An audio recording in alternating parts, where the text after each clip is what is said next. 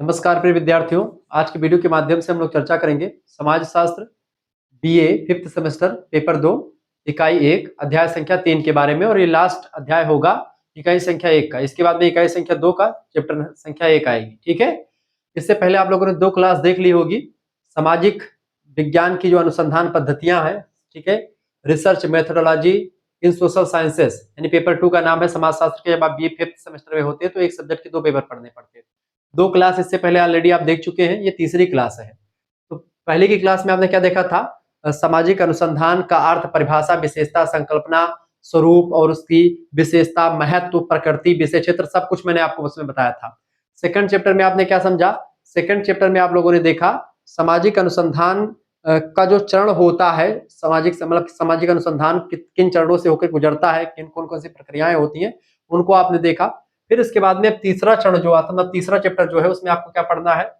देखिए, तो BA 5th semester sociology, समाजशास्त्र, रिसर्च मेथोडोलॉजी इन सोशल साइंसेस, पेपर का नाम है सामाजिक विज्ञान की शोध विधियां। इकाई संख्या 1 अध्याय संख्या 3 के बारे में चर्चा हो रही है। आपको बताते हुए बड़ा अच्छा लग रहा है कि 2 क्लास इससे पहले मैं करवा चुका हूँ। ठीक है, जिसमें आज की क्लास में आपको क्या पढ़ना है? चैप्टर का नाम क्या है? फॉर्मुलेशन ऑफ रिसर्च प्रॉब्लम, यानी कि शोध समस्या का चयन या निर्माण कैसे किया जाता है। शोध समस्या का चयन या निर्माण कैसे करते हैं, इसको समझने का प्रयास करते हैं। हेडिंग डालिएगा शोध समस्या का चयन या निर्माण, चैप्टर नंबर 3। परिभाषा लिखेंगे इसकी। शोध प्रक्रिया का पहला और अत्यंत महत्वपूर्ण चरण होता है किसी भी शोध समस्या का चयन करना। फॉर्मुलेशन ऑफ रिसर्च प्रॉब्लम, किसी भी सामाजिक शोध की सफलता इस बात पर निर्भर करती है कि समस्या को कितना सटीक तरीके से समझा गया है, स्पष्ट तरीके से उसको जो है ग्रहण किया गया है, शोध के योग्य रूप में प्रस्तुत किया गया है। कोई समस्या क्या है, समस्या ही नहीं क्लियर होती कभी कभी समाज में। सामाजिक समस्याएं कौन सी किसी समाज में हो सकता है, जो आज किसी समाज में समस्या हो वो दूसरे समाज में हो सकता है कुछ समय बाद समस्या ही ना हो। ठीक है, तो सामाजिक समस्याएं पहले क्लियर होती कि भाई सामाजिक समस्या आखिरकार है क्या, उसको पहले क्लियर हो जाना। तो उसको पहले प्रस्तुत किया जाए कि समस्या किस तरीके से होती, समस्या क्या है, वही उसी को प्रस्तुत करने में, समस्या के चुनाव में जो समस्या उत्पन्न होती, सॉरी सब क्या नाम है यार, एक मिनट, जो आपका अनुसंधान शोध प्रक्रिया है उसका पहला चरण क्या होता है? समस्या का चयन करना। किसी भी समस्या का अनुसंधान में, तो अनुसंधान में समस्या क्या है, उस समस्या को चुनाव करते समय जो प्रॉब्लम्स आती है, उसी प्रॉब्लम्स को यहाँ पर बताना है कि समस्या आखिरकार होती क्या है, समस्या का चुनाव कर।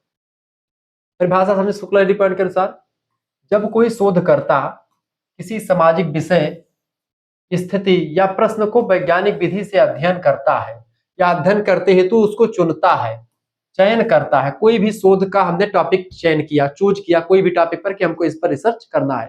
कोई रिसर्च स्कॉलर है, सोशल रिसर्च स्कॉलर, उसने किसी मुद्दे को चूज किया और उसे अनुसंधान के लिए स्पष्ट रूप से परिभाषित करता है कि भाई ये समस्या ये है, समस्या को बताता है कि भाई फलाने समस्या ये है, इसमें हम ये शोध करेंगे, ये चीजें उसमें बताएगा।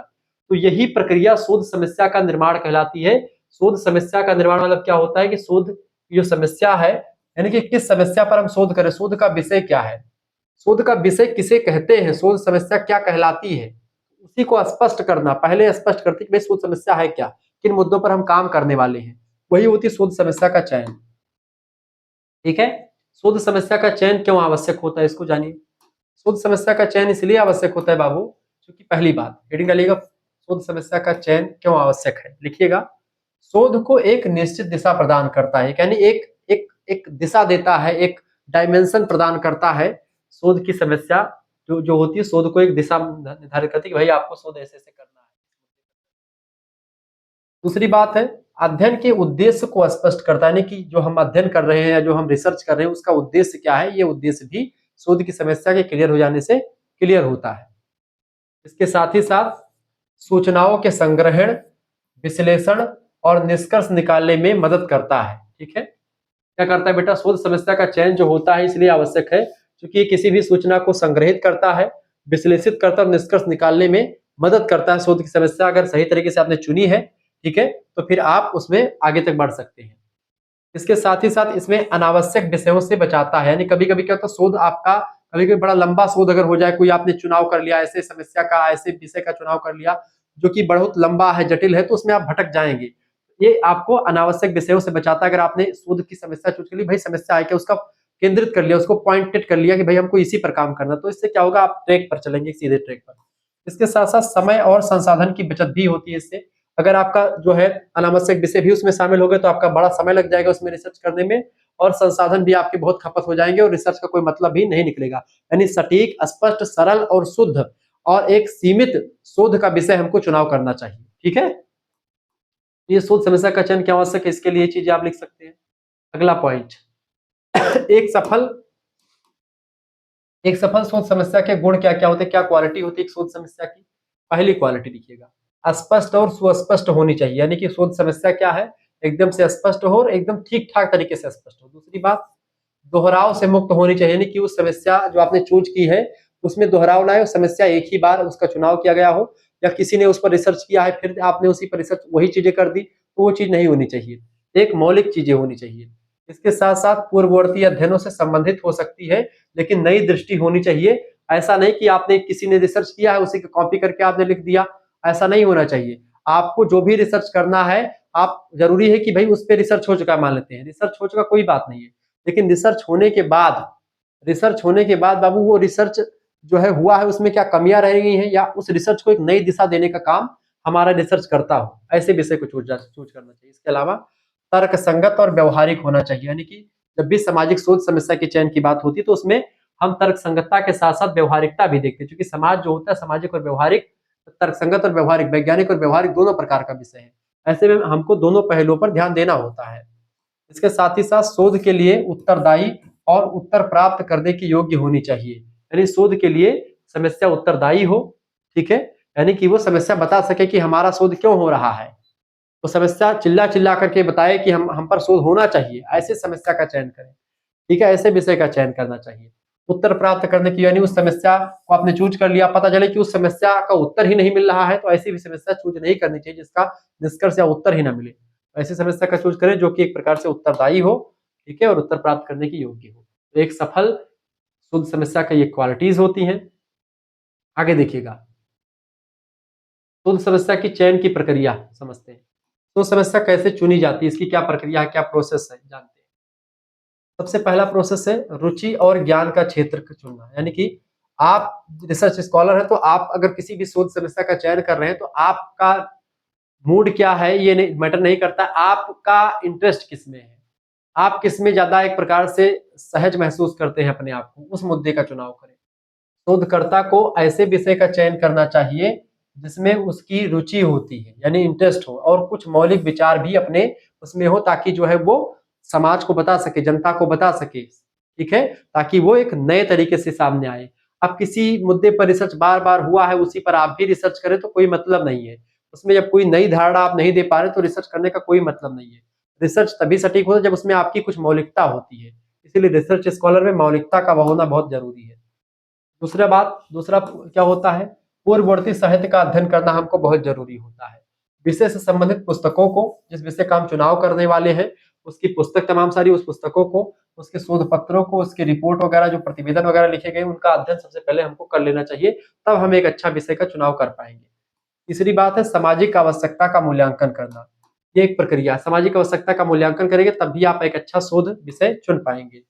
उस समस्या को चुने जो समाज में महत्वपूर्ण और प्रासंगिक हो, जो समस्या वर्तमान में चल रही हो, जो वर्तमान मुद्दे में समस्या हो, ऐसे समस्या का चुनाव करें जो प्रासंगिक हो।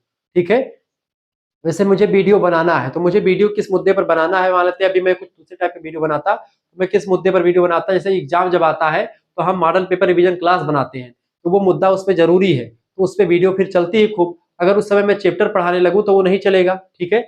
इसीलिए जब खाली समय होता है तो चैप्टर पढ़ाया जाता है, और जब रिवीजन, जब क्वेश्चन आते हैं आपके क्या नाम है पेपर आते तो वो सब पढ़ाया जाता है। तो उस समस्या को चुने जो समाज के लिए महत्वपूर्ण हो और प्रासंगिक हो, समाज के लोग उससे जानते हो उस समस्या को। अब पता चले उस समस्या का आपने चुनाव कर लिया जिस समस्या को समाज परिचित ही ना हो। चौथी प्रक्रिया, समस्या का सीमांकन करना, यानी कि इसको आप डिलिमिटेशन कर सकते हैं, यानी कि विषय की व्यापकता को ध्यान में रखते हुए सीमित क्षेत्र का चुनाव करें। किसी विषय में इतना ज्यादा ना बड़ा विषय चुन ले जिसको चुनने में तो आसान लगे लेकिन उसको करने में बड़ा परेशानी हो। सीमित क्षेत्र का चुनाव करें। समय या समूह तय करना चाहिए आपको कि जो है कितने समय में और कितने समूहों में आप जो है इसको खत्म कर पाएंगे, ठीक है। पांचवी बात, प्रश्नों का निर्माण, फार्मुलेशन ऑफ क्वेश्चंस। शोध समस्या से जुड़े प्रमुख प्रश्नों को तैयार करना चाहिए ताकि शोध की दिशा तय हो सके कि शोध की दिशा में हमको ले जाता है। इस तरीके से आपकी शोध की प्रक्रिया के ये चयन हो गए। मतलब शोध समस्या को चुनते समय इन प्रक्रियाओं से हमको गुजरना पड़ता है। जो प्रक्रिया आपको बताई मैंने, इन प्रक्रियाओं के माध्यम से आप शोध समस्या का चयन कर सकते हैं। रुचि और ज्ञान का क्षेत्र आप चुने, पूर्ववर्ती साहित्य का अध्ययन करें, साहित्यिक आवश्यकता का मूल्यांकन करें, समस्या का सीमांकन करें और प्रश्नों का निर्माण करें, ताकि जो है शोध समस्या एकदम से क्लियर हो। सटीक शोध समस्या कैसे बनाते हैं, इसको लेकर के एक उदाहरण समझें। देखिए, विषय का संकुचन करें। बड़ा विषय बिल्कुल भी नहीं लेना चाहिए, छोटे विषय का चुनाव करें ताकि वो कम समय में और कम खर्चे में आप उस समस्या का चुनाव कर पाएँ, मतलब उस समस्या का समाधान ढूँढ पाएँ, अपना रिसर्च कर पाएँ। दूसरी बात है, कोई ज्वलंत सामाजिक मुद्दा चुनें। जैसे कि इस समय बेरोजगारी का मुद्दा एकदम से ज्वलंत है, एसएससी वाला मुद्दा आप चुन सकते हैं। लैंगिक भेदभाव का मुद्दा चुने, बाल श्रम का मुद्दा चुने। ये सब मुद्दा ज्वलंत मुद्दा है, इस पर अगर आप लिखेंगे, इस पर रिसर्च करेंगे तो ये सामाजिक रिसर्च के लिए बढ़िया मुद्दा है। ठीक है, बेरोजगारी पर जो रिसर्च इस समय चल करेगा वो एक प्रकार से फेमस हो जाएगा। ठीक है, इसके अलावा अध्ययन क्षेत्र को सीमित करें, जैसे कि केवल ग्रामीण क्षेत्र में बेरोजगारी पर शोध करें या केवल शहरी क्षेत्र में। अगर ग्रामीण और शहरी क्षेत्र में दोनों पे शोध करना शुरू कर देंगे तो फिर विषय बड़ा लंबा हो जाएगा। ऐसे में या तो ग्रामीण क्षेत्र का ही चुनाव कर ले या तो फिर शहरी क्षेत्रों का ही चुनाव कर ले, दोनों में से किसी एक का करें। चौथी बात है, विशिष्ट शोध प्रश्न तैयार करें, यानी कि क्या शिक्षित युवाओं में बेरोजगारी के मुख्य कारण रोजगार की कमी है। ऐसे रोजगार को, मतलब ऐसे मुद्दों को चुने जिससे एक प्रकार से ये सब क्लियर हो। ठीक है, अब अगर आपको ये सब चीजें चाहिए या फिर इन सभी का पीडीएफ चाहिए, आपको हमारे साथ जुड़ना है तो आप हमारे साथ जुड़ सकते हैं, हमारे क्रैश कोर्स में ज्वाइन हो सकते हैं। यहाँ पर आपको सब कुछ मिलता है मात्र 100 रुपए फीस में। 9161 93 60 62 इस नंबर पर आपको व्हाट्सएप पर एसएमएस कर देना है। क्या एसएमएस कीजिएगा, आप अपना नाम एसएमएस कर दीजिएगा, अपने यूनिवर्सिटी का नाम, अपने सब्जेक्ट के नेम और अपने सेमेस्टर का नाम लेकर के भेज दीजिएगा। ठीक है, 5th सेमेस्टर में आप हैं तो ये तीसरा चैप्टर है सोशियोलॉजी का, पेपर 2 का। पेपर 1 के भी चैप्टर आ चुके हैं। तो आपको इसमें क्या क्या मिलेगा, आपके पास एक स्कैनर भेजा जाएगा, उसी स्कैनर पर आपको मात्र 100 रुपए फीस जमा कर देनी होगी पहले। जैसे ही फीस जमा करेंगे आपको व्हाट्सएप ग्रुप से जोड़ दिया जाएगा। ये फीस आप खुद भी जमा कर सकते हो, किसी दूसरे से भी आप फीस जमा करवा सकते हो, कोई बाउंडेशन नहीं है। आपको यहाँ पर जोड़ा जाएगा, यहाँ पर आपको लाइव क्लास मिलेगा, ठीक है, वीडियो लेक्चर्स मिलेगा, ठीक है, पीडीएफ नोट्स मिलेगा सभी सब्जेक्ट का, ठीक है, पीडीएफ नोट्स मिलेगा, रिवीजन क्लास, मॉडल पेपर, सब कुछ आपको, marathon class, chapter wise PDF note, सब कुछ आपको मिलेगा। सोशियोलॉजी, पॉलिटी, हिंदी, हिस्ट्री, जो भी आपका सब्जेक्ट होगा, तो आपके दोनों मेजर सब्जेक्ट और एक को करिकुलर, यानी 3 सब्जेक्ट में कुल मिलाकर के आपके 5 पेपर होंगे। तो पांचों पेपर की तैयारी बहुत ही बारीकी के साथ मैं करवाऊंगा। आपको सीरीज खरीदने की, किताब खरीदने की कोई जरूरत नहीं पड़ेगी, सब कुछ आपको यहीं पर मिलेगा।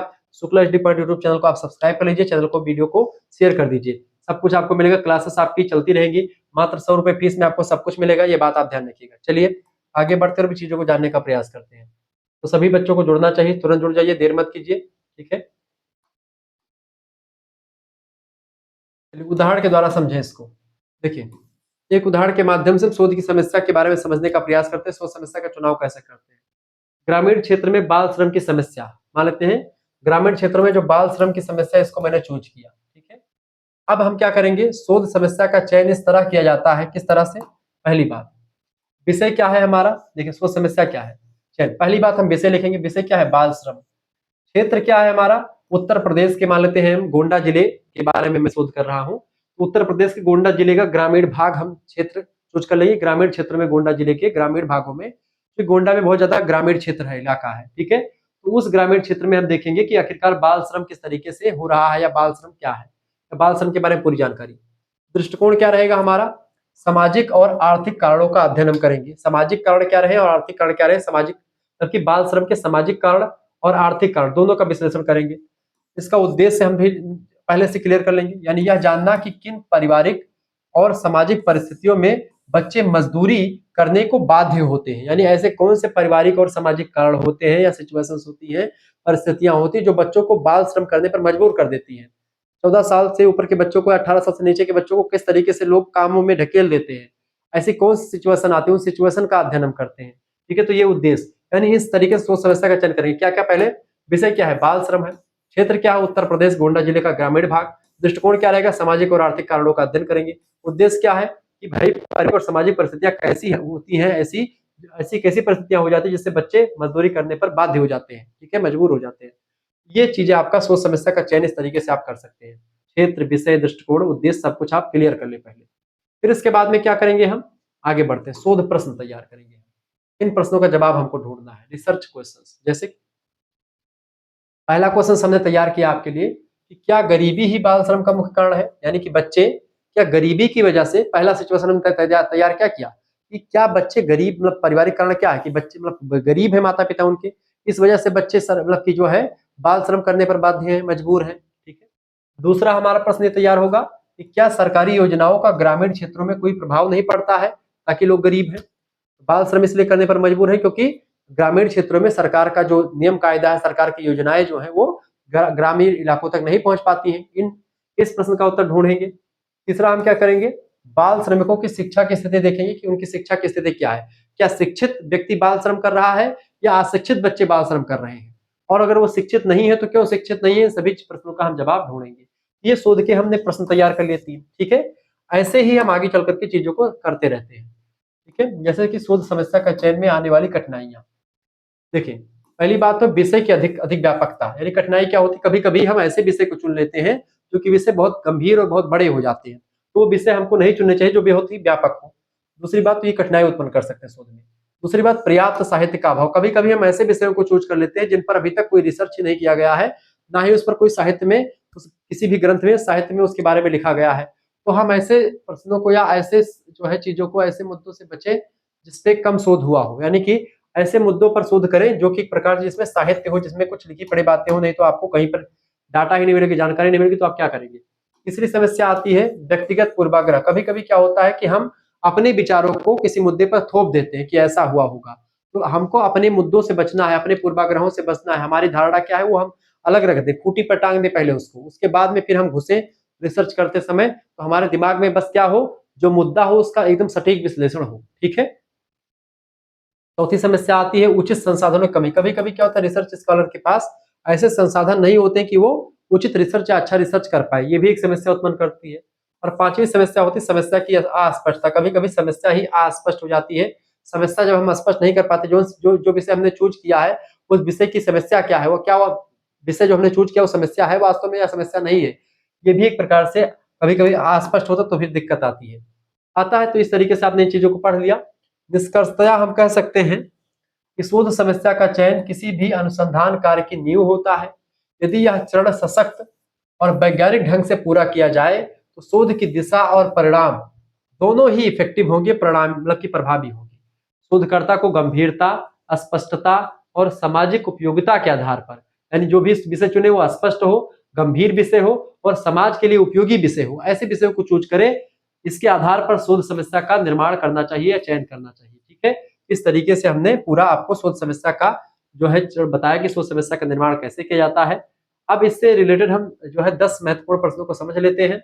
आइए इसे जानने का प्रयास करते हैं। एक बार वीडियो को शेयर कर दीजिएगा और लाइक कर दीजिएगा, जो किसी प्रकार से इन्फॉर्मेटिव वीडियो में लगातार आपके लिए लाता रहता हूँ। ठीक है। सभी दोस्तों के पास इस वीडियो को शेयर कर दीजिएगा बाबू, सभी दोस्तों के पास शेयर कीजिएगा। चलिए, पहला क्वेश्चन आपके स्क्रीन पर आ चुका है। शोध समस्या चयन का पहला चरण क्या होता है। पहला चरण होता है समस्या की पहचान करना। ठीक है। समस्या की पहचान करना, ये शोध समस्या मतलब कि शोध समस्या का पहला चरण होता है कि समस्या की पहचान करना। ठीक है? शोध प्रक्रिया में सबसे पहला चरण होता है समस्या की पहचान करना। जब तक शोधकर्ता यह नहीं समझता है कि अध्ययन किस विषय या किस क्षेत्र का करना है, ठीक है, तब तक आगे की प्रक्रिया शुरू ही नहीं हो सकती। इसीलिए सबसे पहला शोध की समस्या की पहचान करना बहुत जरूरी है। दूसरा प्रश्न आ चुका है, अच्छी शोध समस्या का प्रमुख गुण क्या होना चाहिए। विषय की अस्पष्टता बिल्कुल गलत है। उत्तरदायित्व का अभाव, अभाव माने कमी, ये भी गलत है। उत्तरदायित्व तो होना चाहिए। अस्पष्टता और मापनीयता, बिल्कुल करेक्ट आंसर क्या हो जाएगा, स्पष्टता और मापनीयता होनी चाहिए, यानी स्पष्ट हो और वो जांचने परखने के योग्य हो। शोध समस्या ऐसी होनी चाहिए जो स्पष्ट रूप से समझ में आए और जिसे मापा यानी परीक्षण के द्वारा उसका टेस्ट भी लिया जा सके समस्या। यही एक अच्छी समस्या की पहचान होती है, जिसका टेस्ट और जो समझ में लोगों को आए कि ये समस्या है, स्पष्ट दिखे कि समस्या ये है। अब पता चले आपने ऐसी समस्या चूज कर ली जिस जो अस्पष्ट है, पता ही नहीं चल रहा कि समस्या है कि नहीं है, तो फिर दिक्कत हो जाएगी। प्रश्न नंबर 3, शोध समस्या के निर्माण में निम्न में से कौन सा स्रोत सहायक होता है। सामाजिक मुद्दे बिल्कुल सहायक होते हैं, व्यक्तिगत अनुभव भी सहायक होता है और साहित्यिक समीक्षा भी सहायक होती है। करेक्ट आंसर क्या हो जाएगा आपका, ऑप्शन नंबर डी इसका राइट आंसर हो जाएगा। ठीक है, यानी शोध समस्या के निर्माण में ये सब चीजें सहायता कर देते हैं। ठीक है, उपरोक्त सभी। शोध समस्या विभिन्न स्रोतों से ली जाती है, जैसे कि समाज में चल रही समस्याएं, स्वयं के अनुभव या पहले से उपलब्ध साहित्य से निकले निष्कर्ष के आधार पर हम समस्याओं को ढूंढ सकते हैं। चौथा क्वेश्चन आ चुका है। प्रश्न है, शोध समस्या का चयन करते समय शोधकर्ता को क्या ध्यान में रखना चाहिए? समस्या कितनी जटिल है या क्या वह सामाजिक रूप से प्रासंगिक है? बिल्कुल, क्या वह सामाजिक रूप से प्रासंगिक है, इस बात का ध्यान बिल्कुल रखना चाहिए। ऑप्शन नंबर इसका बी करेक्ट आंसर हो जाएगा। ठीक है, यानी क्या वह सामाजिक रूप से प्रासंगिक है, ये करेक्ट आंसर हो जाएगा। शोध का उद्देश्य समाज को दिशा देना है, इसलिए समस्या का सामाजिक रूप से उपयुक्त और उपयोगी होना बहुत जरूरी होता है। अगर समाज के लिए उसका कोई लाभ ही ना हो, उस समस्या का तो कोई मतलब नहीं शोध करने का। अगला प्रश्न 5वां नंबर, शोध समस्या को अंग्रेजी में क्या कहते हैं? शोध समस्या को अंग्रेजी में रिसर्च प्रॉब्लम कहते हैं। रिसर्च प्रॉब्लम, सी ऑप्शन में दिया है रिसर्च प्रॉब्लम, राइट आंसर हो जाएगा। ठीक है, तो समस्या को अंग्रेजी में रिसर्च प्रॉब्लम कहते हैं, जो पूरे शोध कार्य का केंद्र बिंदु होता है। छठा क्वेश्चन आ चुका है, एक शोधकर्ता को समस्या का निर्माण करते समय क्या करना चाहिए? एक शोधकर्ता को समस्या का निर्माण करते समय सबसे पहली बात है, विषय को सीमित करना चाहिए। विषय व्यापक नहीं होना चाहिए, विषय सीमित होना चाहिए और मौलिक विषय होना चाहिए। ठीक है, यदि विषय बहुत व्यापक हो जाएगा, बड़ा हो जाएगा, तो शोध में व्यक्ति भटक भी सकता है, शोध अच्छा नहीं हो पाएगा। इसलिए विषय को सीमित और केंद्रित करना जरूरी होता है, ताकि वह उसी विषय के इर्द गिर्द ही घूमता रहे। सातवां प्रश्न, किस किस स्थिति में शोध समस्या को अस्वीकार किया जाना चाहिए? यदि वह नवीन है, ऐसा नहीं है।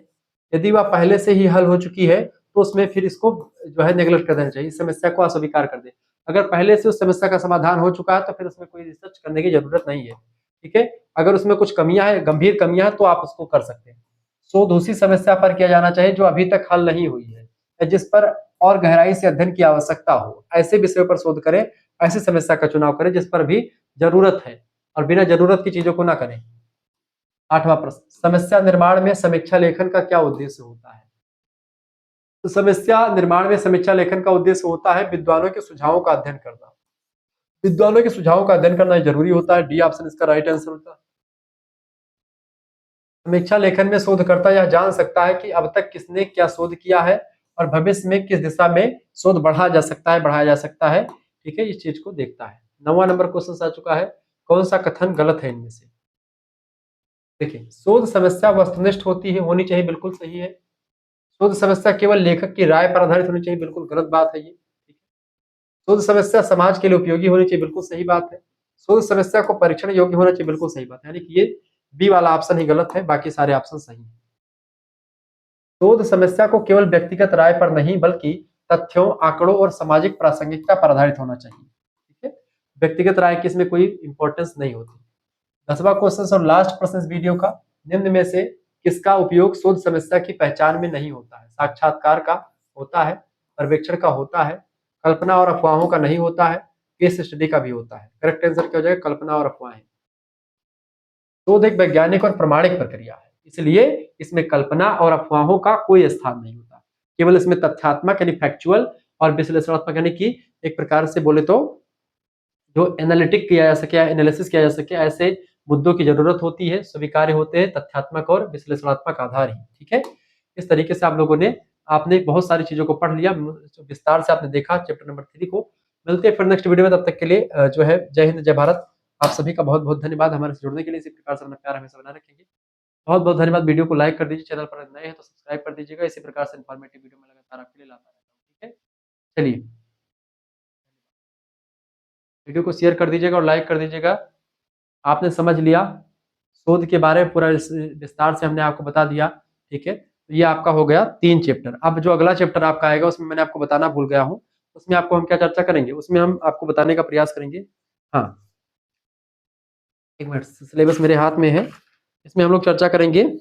यूनिट नंबर 1 आपका कंप्लीट होगा। यूनिट नंबर 2 में चर्चा करेंगे हम रिसर्च डिजाइन के बारे में, यानी कि रिसर्च डिजाइन किसे कहते हैं, टाइप्स ऑफ इंपॉर्टेंस, उसका क्या इंपॉर्टेंस है, कितने प्रकार के होते हैं रिसर्च डिजाइन, उसको समझेंगे पूरा। ठीक है, फिर उसके दूसरे चैप्टर में चर्चा करेंगे हम यूनिट नंबर 2 के हाइपोथेसिस के बारे में। ठीक है, यानी कि परिकल्पना क्या होती है। ठीक है, फिर पूरा विस्तार से हम चर्चा करने का प्रयास करेंगे। इस तरीके से आगे बढ़ते रहेंगे।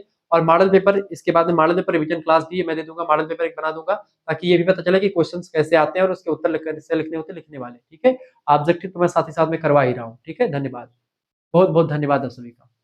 वीडियो को लाइक कर दीजिए, चैनल को अगर नए तो सब्सक्राइब कर दीजिएगा, और साथ ही साथ में आप हमारे ग्रुप से, व्हाट्सएप ग्रुप से जुड़ भी सकते हैं। ठीक है, कैसे जुड़ सकते हैं? 9161 936062 इस नंबर पर आप व्हाट्सअप कर दीजिएगा। पीडीएफ प्राप्त करने के लिए सभी सब्जेक्ट की पीडीएफ मिलेगी।